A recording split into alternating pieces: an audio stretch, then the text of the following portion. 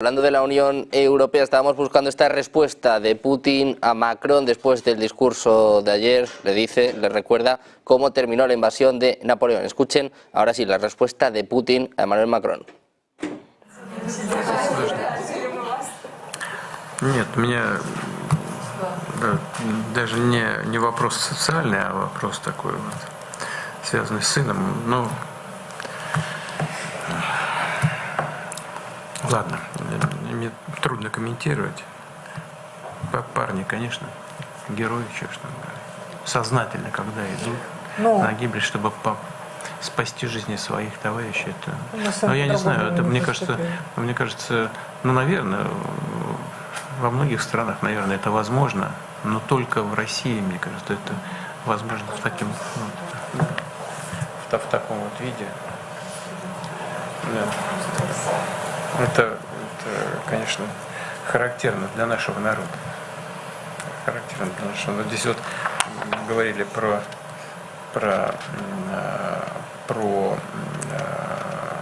Смоленск, про музей там еще со времен Наполеона, нашествия Наполеона. До сих пор кому-то не имется. Есть еще люди, которые хотят вернуться к временам Наполеона, забывают, чем это закончилось. С такими ребятами не получится. Да, вот именно это я хотел сказать. Вот, а с такими ребятами, каким был ваш сын, его друзья, товарищи, это не получится.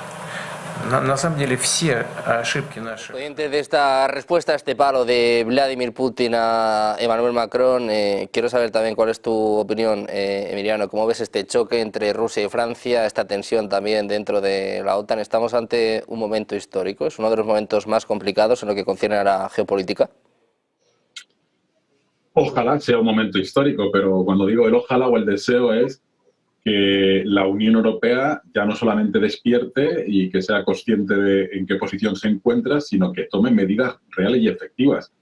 Cuando hablamos de la declaración de Macron, no descontemos que en el fondo es más bien una declaración preventiva, es decir, estamos descontando los europeos, y ahí meto a los británicos, estamos descontando que la poca fiabilidad que ofrece el gobierno de Trump. Nos podemos encontrar que diga que se acabó la OTAN o que se sale de la OTAN, porque él es así, y por lo tanto lo único que nos queda opción es dar a Putin la imagen que efectivamente que se nos ha acabado la protección de Estados Unidos con su disuasión nuclear, pero que Europa, o al menos dos países dentro de Europa, uno Francia y otro Reino Unido, tiene capacidad nuclear. No importa la cantidad, tiene. Y que por lo tanto, si sigue amenazando con el uso de armas nucleares, pues que sepa que si no responde Estados Unidos, al menos dos estados tienen la capacidad de responder también ante esa amenaza nuclear. Es decir, tenemos que ser conscientes que tenemos que tener la capacidad de suponer una amenaza para el señor Putin. Por eso, von der Leyen, no tenemos 800.000 millones que vamos a destinar a la industria de defensa. Para empezar, lo que tendríamos que hacer es los 300.000 millones que hay en Euroclear, en Bélgica, que son de los fondos soberanos rusos, pues a lo mejor lo tendríamos que aplicar directamente a inversiones en la industria de defensa europea. ¿Para qué?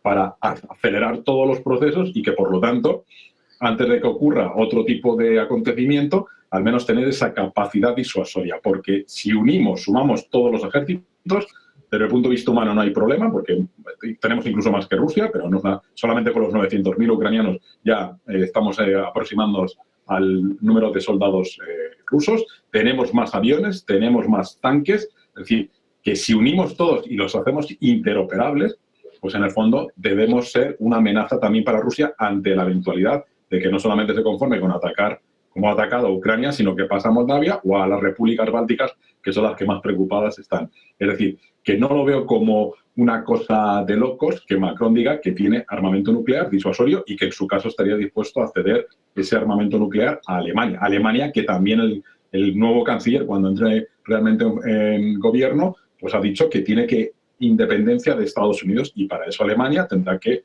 adoptar también medidas específicas para incrementar su presupuesto, como han hecho los británicos y como vamos a hacer todos gracias a los fondos europeos. Pero realmente tenemos que suponer una amenaza real y efectiva para el señor Putin, porque ya si no tenemos al amigo americano, pues tendremos que ser nosotros, desafortunadamente. Ojalá pudiéramos invertir todo ese dinero en potenciar la investigación, en potenciar la educación, la sanidad, etcétera, etcétera. Pero debemos ser conscientes que esto al señor Putin le resulta indiferente y que lo que quiere es, pues, terminar con la Unión Europea como tal, por lo que supone, y en su caso interferir en diferentes países que desde el punto de vista de sus intereses estratégicos son un objetivo número uno. Santiago, muy rápido, quiero saber qué opinas tú también de la OTAN, también, bueno, con estas dudas que hay sobre la inteligencia tras el corte de Estados Unidos a Ucrania. Algunos países también amenazan con no darle ahora inteligencia a Estados Unidos. Decía Rutte, el compromiso de Trump de Estados Unidos es total, pero bueno, vemos como de momento quiere dar un paso a un lado, ¿no? Por lo menos también decía que Reino Unido y Francia sean los que cojan un poco el testigo en este sentido. ¿Qué puede hacer también la OTAN?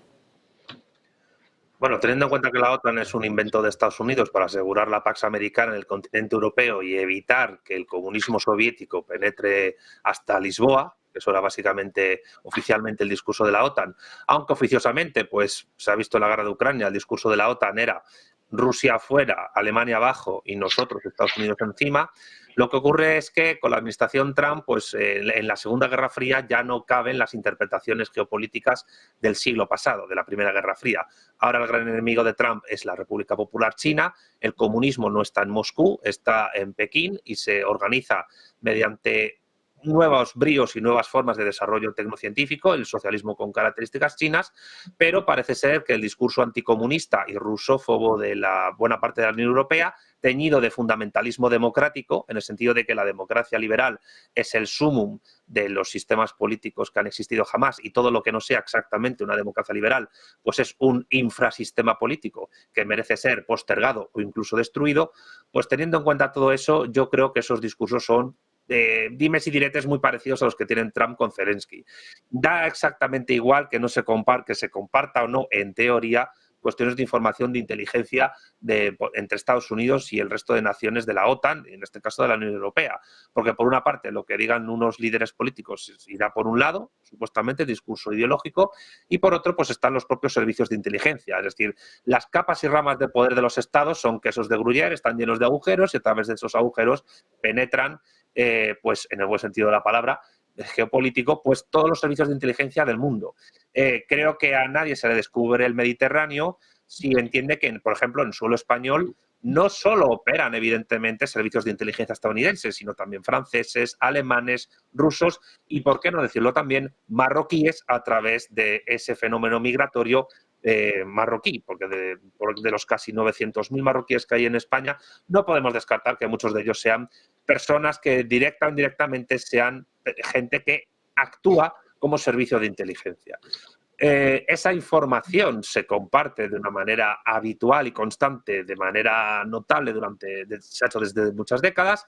Entre otras cosas, la lucha contra el terrorismo islámico exige que Estados Unidos y los países del resto de la OTAN y de la Unión Europea compartan información y en el caso de esta Segunda Guerra Fría con respecto a Rusia y a Estados Unidos, esa información se va a seguir compartiendo. El problema, a mi juicio, no es ese. El problema es la escala de valoración y de análisis en el que se está. Cuando Kaja Kallas, la que fue dirigente o que es dirigente de Estonia, se pregunta a sí misma en voz alta si Europa, bueno, mejor dicho, Europa no, la Unión Europea no es capaz de derrotar a Rusia, ¿cómo vamos a derrotar a China? Ahí es donde se nota realmente la sinceridad del proyecto de la Unión Europea. Y es que la Unión Europea, bajo su tamiz y su velo, su hijab democratista, lo que es un proyecto que combate el mismo enemigo ideológico que combatió el Tercer Reich en la Segunda Guerra Mundial. Lo que pasa es que ese enemigo ya no está en Moscú, está en Pekín, pero por su actitud cada vez empuja más a Moscú, al actual Moscú, que es un régimen de tipo tradicionalista conservador de derecha, creo que hay que decirlo así, hacia Pekín. Tenemos un problema y es que intentamos interpretar los fenómenos del 2025 con ideas de los años 90 o peor aún, de los años 70 y 80. Desde el futuro de la OTAN, de Zelensky, de los mensajes de Donald Trump, nos quedamos sin tiempo. Ha sido una auténtica locura, lo siento. Muchas gracias a los tres por estar con nosotros. Luis, Santiago, Emiliano, un placer, como siempre, teneros por aquí. Muchas gracias, muy buenas tardes.